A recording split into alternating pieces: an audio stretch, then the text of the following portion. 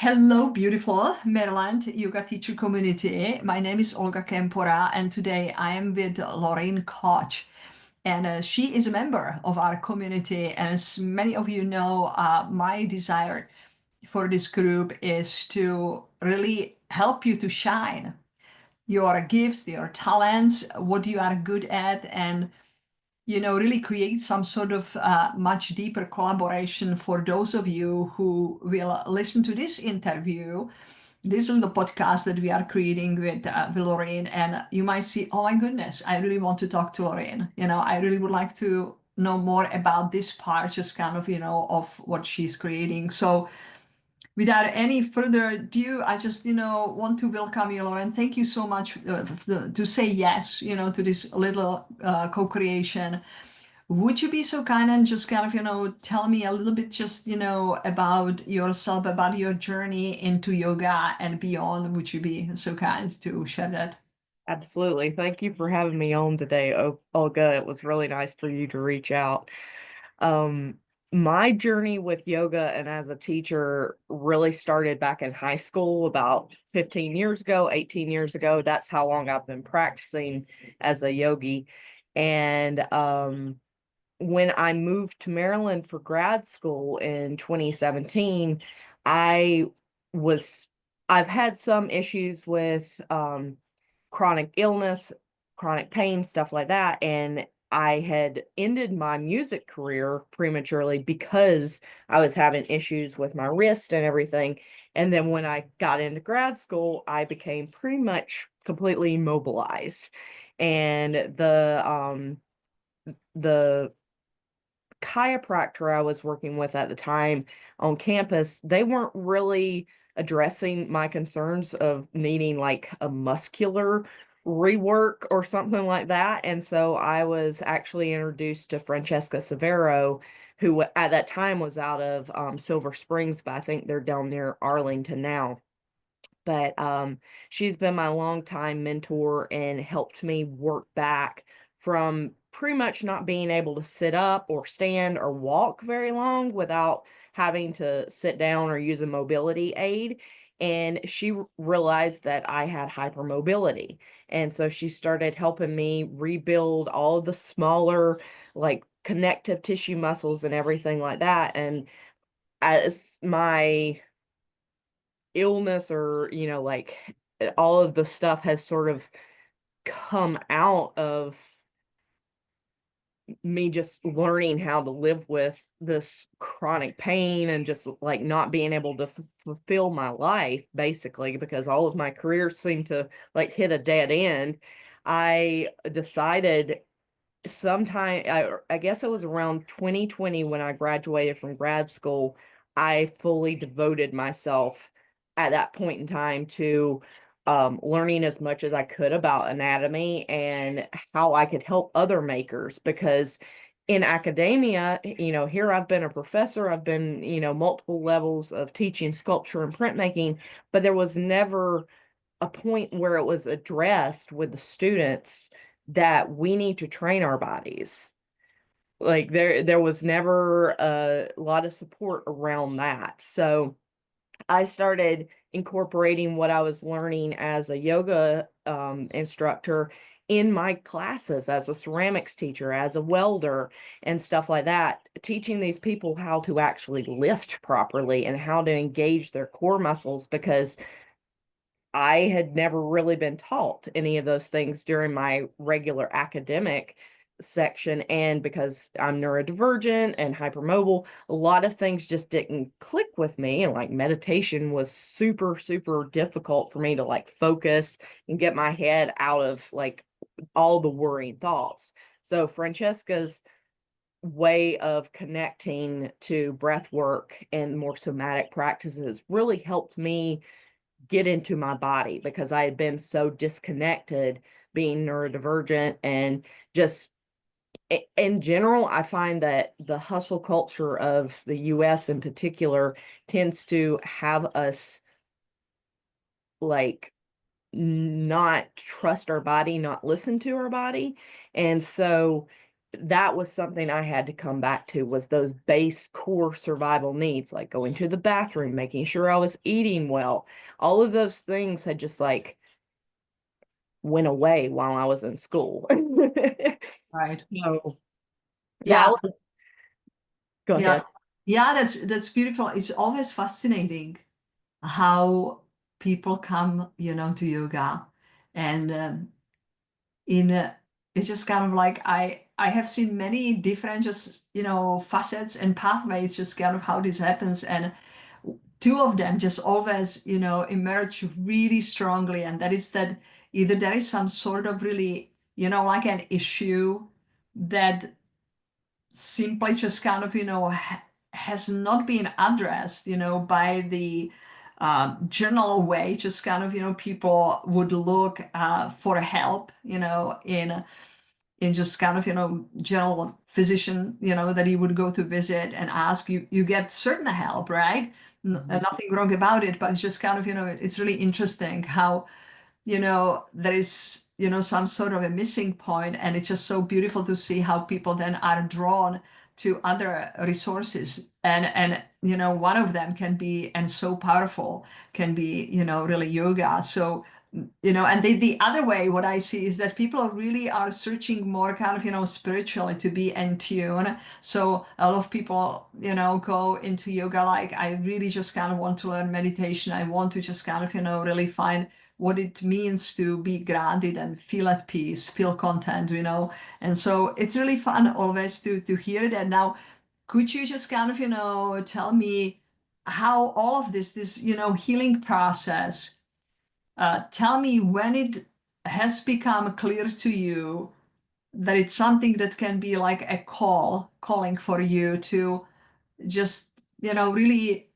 get into it, not only as someone who has been participant of yoga healing journey, but just kind of start offering it that type of way to tap into the body, mind, and spirit, as yoga teachers would do. Could you tell us a little bit just kind of how that has unfolded for you?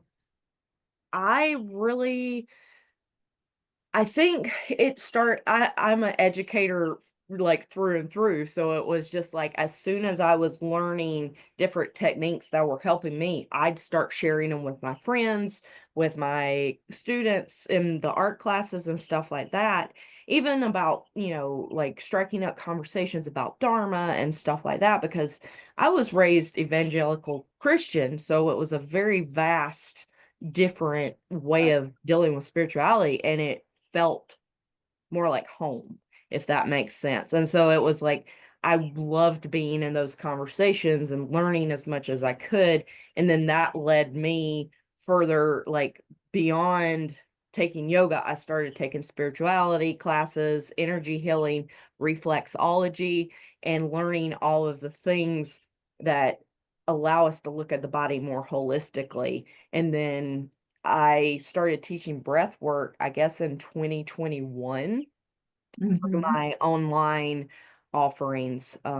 We were still very much in COVID lockdown here. And so it was like just taking and showing people how to use the yantras and breath work and like moving meditation that helped me get back into my body, and just showing other artists and neurodivergents that it is possible to sit still. It's just a practice, and we're not here to make it perfect. We're here to get what we can to regulate our nervous system and live our most fulfilled life, really. Beautiful, beautiful. So one of the things, I'm pretty sure that most of the people are familiar with the term neurodivergent. Yet I think there might be maybe some people who don't know too much about it. Would you just a little bit, just in a nutshell, because we don't want to spend time on that, but I just would like just, for people to know what that term means. So for neurotypical people, they might not have like certain urges or uncontrollable needs to fulfill stuff. Whereas me, as a ADHD autistic, The easiest way to explain it from my viewpoint is like I have two little monkeys. One is constantly trying to organize and get things done, and the other one's throwing all of the toys all over Mm. the room again. And so it's like I live in structure and I live in chaos at the same time. And so that once I started learning more about the nervous system regulation, it really helped me start to identify some of the cycles that I had that have went wildly undiagnosed for a very long time.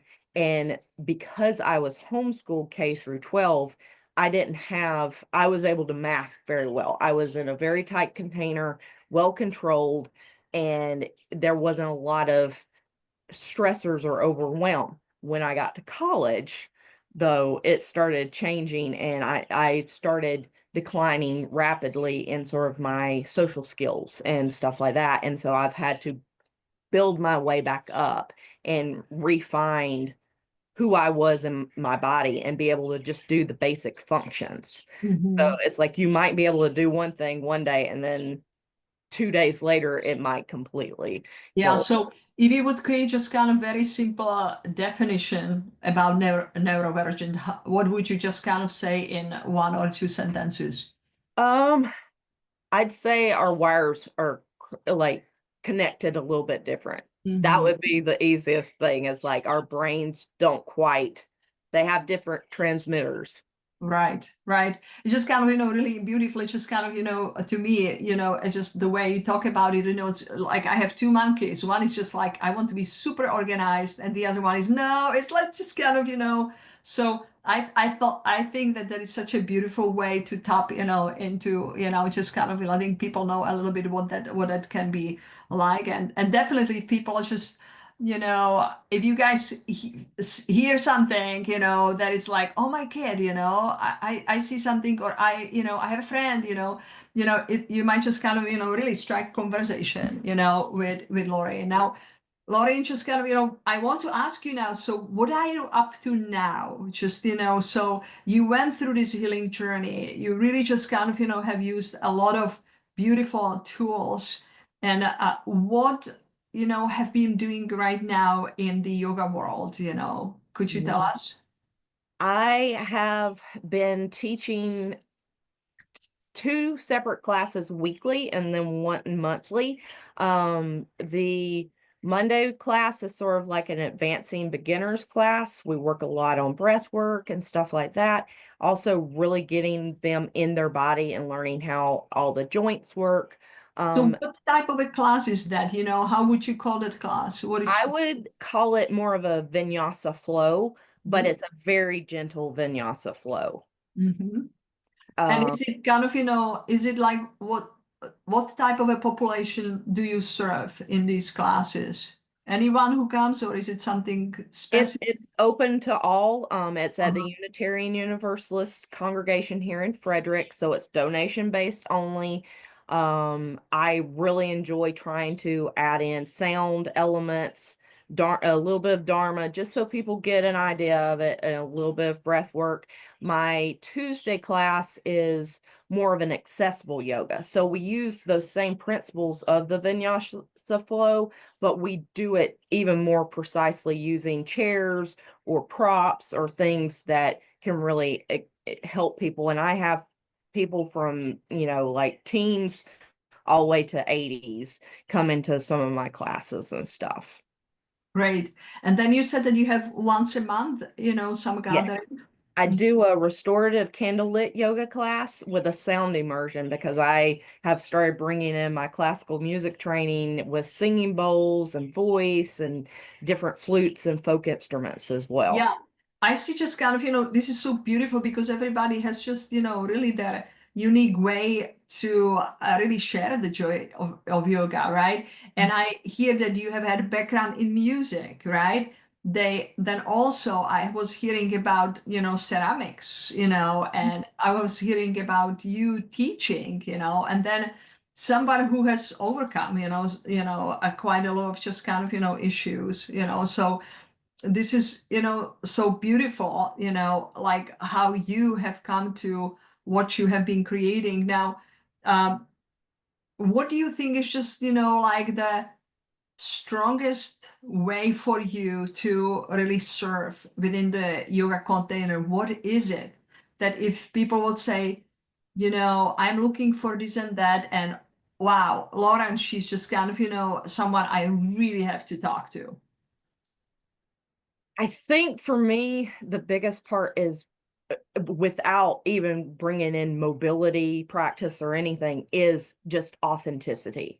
Like Mhm. getting people inside of their body and allowing them to express themselves, whether it's via voice, whether it's via writing, painting, messing with ceramics. Like it's, we try to in my classes, I really like try to bring people's voices out because I know what it's like to have mine stuffed down or not even have the words to say something. So if that means someone can feel more themselves in my space or more held and supported in my space that I create, regardless of what class I'm teaching, I feel like I've succeeded. If they leave feeling a little bit more upbeat, a little bit more in their body, that's what I want, is for people to be able to live as authentically and as a fulfilling life as they possibly can. Do you have any just, an example of, someone that you have worked with that you can, show an example of what it was like for that, student to come in the place of authenticity? Because I mean, we all of us, I think most of us as yoga teacher, that's something that we really just kind of aspire to help, people to come to that place, right?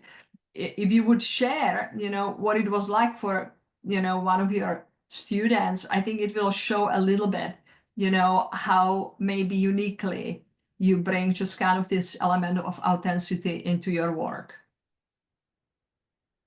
One particular client comes to mind. We did a lot of energy healing work and inner child work. She had just recently had a mastectomy, and we were trying to get her back in connection with her feminine side and also with the artistic side that she had lost as she started having children of her own. And so we were on and off working for about 6 months in person. And by the end of that, she had actually fulfilled her dream of buying a property in France. She was starting to do renovations. We were doing virtual meetings like this online, and she had restarted her painting career and was doing these gorgeous portraits of pets and flowers and stuff while she was over there. And she was able to fully bloom and Mhm. refine herself, redefine herself without her mother, her daughters, all of that influence. And so Yeah, that's definitely one of the biggest ones that that's sticks out. beautiful. Would you even elaborate a little bit more about that art aspect? Because, I know that, that's part of who you are, like how what was just kind of the pathway for the client to really come to awakening to the art, like what was your support particularly in that just kind of way to help her to come back to something that she used to be so passionate about and it got lost, and you were helping him to reignite that just kind of fire within. Mhm. It can be very difficult and unique for each person, for sure. There's no like set script of how it works. And you can sort of invite the person to try something, but at least in my experience, it's like, when you hit a brick wall or a wall, like they aren't ready to reach that. So we had some of those moments where I would just drop a little hint, like, hey, have you been writing again? Or are you planning on taking your watercolors to the beach? Just those gentle Yeah. reminders, Hmm. and but never forcing. Like, Yeah. I would give her a list of like 5 different things to try between our 2 times, and then we'd have a check-in, and the one she clicked with worked great. The ones that she discarded, we'd look at it and see what was maybe uncomfortable for her, and then unpack that and then go on. And by, I think, like our fourth session, she had actually texted me and she was like, here's my latest painting. I'm so excited that I've started getting all my stuff out. And so it's Yeah. letting people unfold, because there's often so much trauma around why we stuff things down. And I really don't think, without the issues with my health that has like detoured or kept me navigating life's path and learning all these different tools, without that, I wouldn't be able to speak to someone's needs in that manner. So I'm very grateful for my experiences. Yeah. Wow. That is just so, I mean, that is just so big when you kind of, like are passionate about something, and especially art, it's just, I feel like my husband, he is a musician. He plays for the Baltimore Symphony Orchestra. So we have music all the time here, just kind of going on from all different kind of, different, areas that the music can hit, our home and our family and our household. And so I know that, especially when it's art and it's an expression, right? It's just an expression of your soul, and you somehow lose it, and it just, you cannot go back to it. And I think this is really big, that you have had your experience and were able to come back to your own expression, and you use that experience just as one of the tools to really, first of all, understand people on much deeper level, because you went something similar. And what a beautiful testament, just what you say, that she was able to get back to it, right? I mean, that's huge. That's Mhm. huge, right? And just the way you were nudging her, just so gently and so compassionately, and supporting her, just giving her some simple ideas. Hey, you're going to go, on a beach. Are you taking your watercolors with you? Just, like, oh, that might be a good idea, right? Or are you journaling and things like that?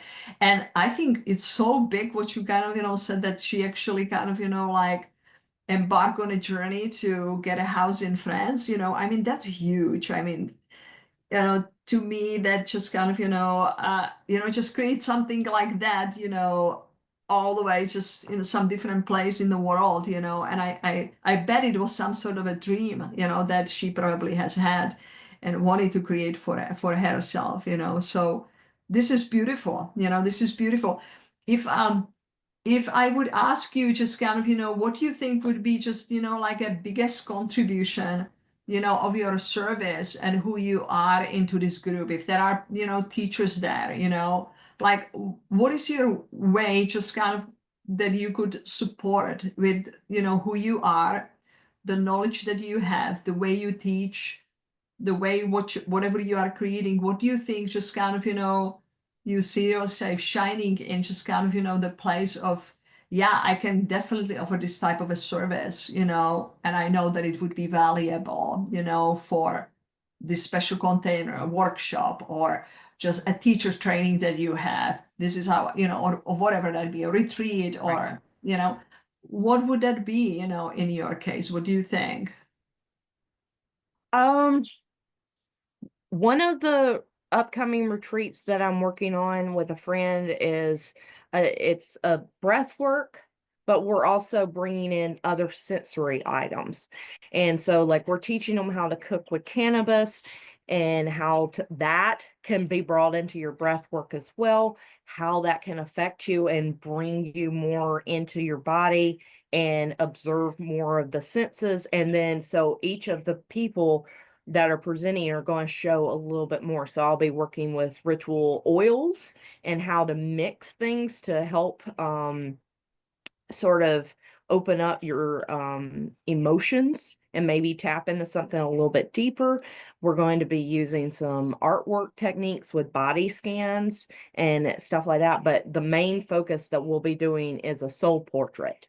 Mm-hmm. So helping them get into that space in their body without the inner critic, without like all of these extra voices, and find that inner child and that inner goddess It really doesn't matter gender though, but like that inner voice Mhm. and being able to reignite it and like boost the fire, almost like igniting that flame again for the person that comes.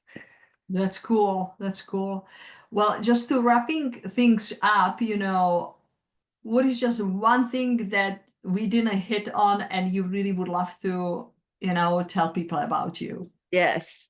Something exciting that's happening right now that's going to be up through May of 2026 is the Messages of Love and Peace bunting at Delaplane Arts Center in Frederick, Maryland. I'm collaborating with them, and it's a Tibetan prayer flag inspired piece. So we're taking and doing small, like little canvas size, like 5 by 5 squares, and they're writing, drawing, using paint pens. And then during some of the different outreach programs, I'm actually sitting there with them, slow stitching, showing them how that I add that into my meditation practice and how that more analog like thing can help you connect with breath. Each stitch you're mindfully putting it in one place. You don't have to have a plan, but and so like by giving them a prompt that sort of transcends political, religion, like all the things, like just come together and unite in a voice of